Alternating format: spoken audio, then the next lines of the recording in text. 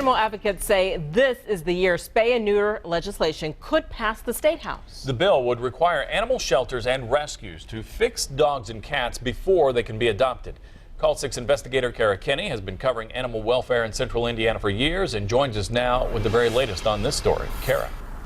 The Face Clinic here on Mass Avenue offers low-cost spay and neuter services throughout central Indiana, but finding these services throughout the state is a little bit more difficult. So one state lawmaker from Kokomo wants to change that. He says it may actually save taxpayers in the long run.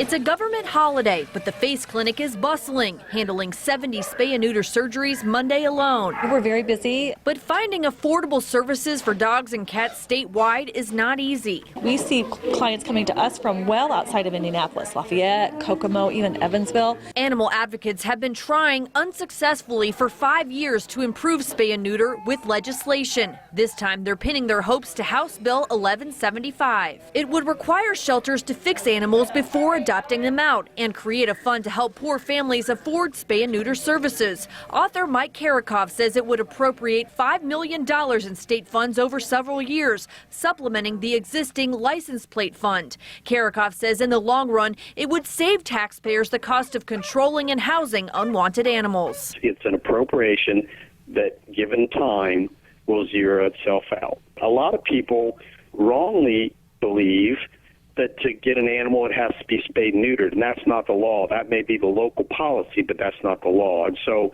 the bill puts that into law. Most shelters and rescues already fix animals before adopting them out, but not all. There are some groups that don't spay-neuter before adoption, and a lot of times it's because they don't have the resources to do so. So we'd like to help them over that hump. The bill would also require animal care facilities to report their intake, adoption, and euthanasia statistics. The legislation's already passed in the Agricultural Committee. It's certainly more hopeful than we ever have been that something like this could get through. It's exciting.